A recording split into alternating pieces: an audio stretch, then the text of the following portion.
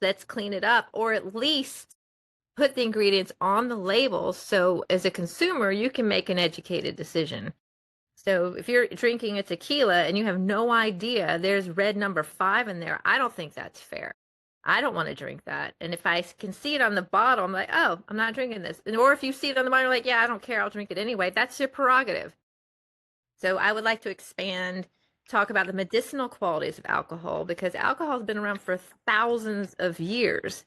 And it was only demonized really in the last 100+ years, especially in America when we had prohibition, which we are still dealing with prohibition. Some of the laws on the books have not changed since then. And why was it demonized? Because it's not something you can patent.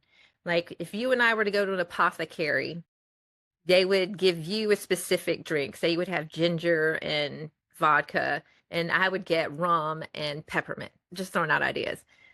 Because we're different people. We have different needs. Our bodies are different. But you can't patent that. So what you can patent is a pill, and everybody gets the same exact pill. So apothecaries kind of went out of business because of that, just the demonization of alcohol. And then there's also tinctures. You see herbs where acupuncturists do that, where it's different tinctures, and that has alcohol in it, because these herbs are not water soluble. They need a conduit like alcohol for your body to accept it. So that alcohol could be dirty as well. If you use Tina's vodka in your tinctures, you're good. But what if you're using a GMO-based alcohol in your healthy tincture, and now you're unknowingly giving glyphosate to people? And that's what I want to stop. I want people to be healthy and use alcohol in the way that it was used for thousands of years before it was completely demonized by the market and other nefarious reasons that, like I'm sure when you were a kid, how many times people say, hey, just take a shot of whiskey or tequila if you feel sick, the next day you're fine, because it kills the germs through your tonsils. Yeah. And now it's like, no, go buy a drug or go get a prescription, and you don't need all that. You don't need all those side effects. Yeah, alcohol has been part of traditional medicine for a long time. Yeah.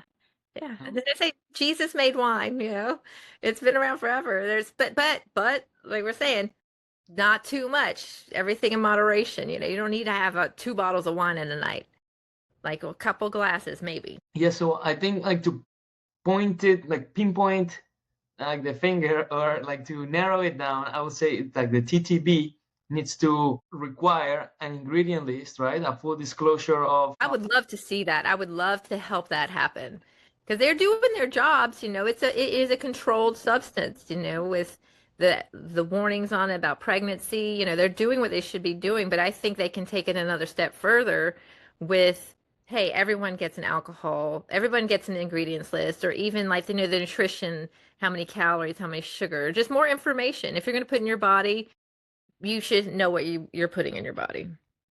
And I would Yes. volunteer for that. You can hire me to do that. I'm happy to do it, because I think alcohol can be such a joyful, crafted thing to bring to your meal, to bring, when you hang out with people and you relax after a day of work with a cocktail, and you get closer to people, and it's eat, drink, and be merry. It should be clean, and it should be what it was intended for.